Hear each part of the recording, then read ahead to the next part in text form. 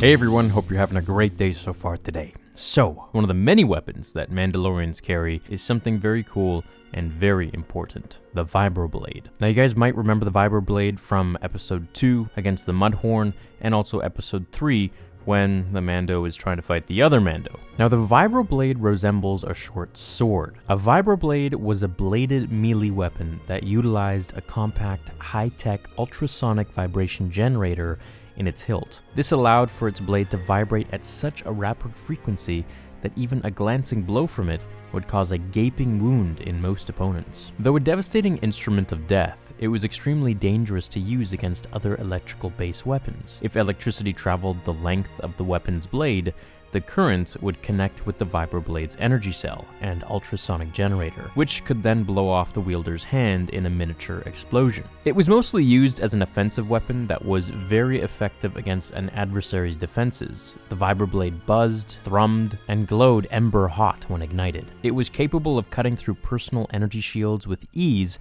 and even tough protective plating, such as that used in Stormtrooper plastoid armor. However, should the need arise, it could also be used as a utility device that could function as a crude surgical implement capable of cutting into a person or animal's innards. The Vibroblade was a highly adaptable tool, so it could also be fitted with a variant of enhancements, leading to such larger versions of its design, like the Vibro Sword, or the favorite of the Mandalorian marauders during the Great Sith War, the Dire Vibroblade. That was made easier to wield with two hands for greater striking power. There was also the Vibro Double Blade, and the Sith Tremor Sword, which was laced with the mineral cortosis to prevent it from being severed in duels against lightsabers. In fact, cortosis was also sometimes used in a standard Vibroblade to overcome its weakness, again, that of other energy weapons and even lightsabers. If the high-tech melee weapon was fitted with cortosis weave, a sword smithing technique that allowed the Vibroblade to be able to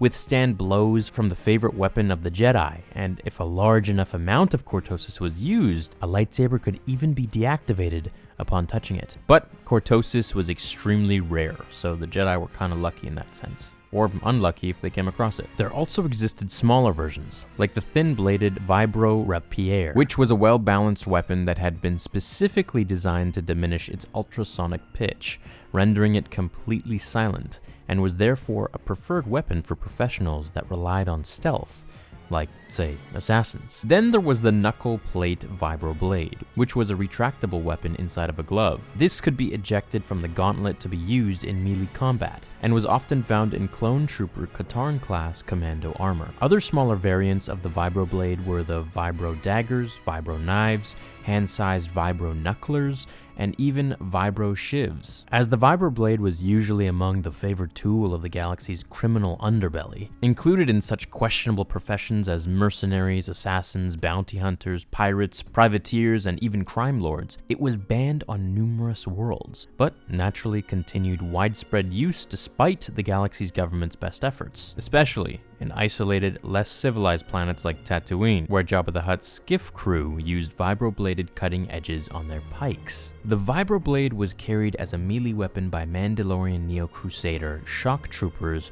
and interestingly enough, also by some officers in the Republic military, and a certain dark side force wielder who seems to come up more and more often, the Dark Lady of the Sith, Lumia. She carried a Vibroblade and once purposely plunged it into her cybernetic thigh, just to prove the extent of her prosthetic limb replacements. Other notable figures included the bounty hunter Jango Fett, who kept Vibroblades hidden in his gloves, and the Jedi Master Mara Jade Skywalker, who gave her son Ben Skywalker a Vibroblade with a concealed tracking device on it. The Vibroblade and all of its variants was an extremely deadly weapon that came in handy when a blaster wouldn't do, or a Jedi showed up to make your day just a little bit more difficult. Hope you guys enjoyed this video about the Vibroblade and the many different variations of it for the Mandalorians and others who use this weapon. Please stay tuned for the coming videos where we're going to cover some Mandalorian history, the Mandalorian's gun that we see in the show, how strong it is, how strong Mandalorian armor is, and their weapons, and how they fought Jedi and everything in between. Hope you enjoyed this video. Leave a like if you did, and I'll catch you in the next one.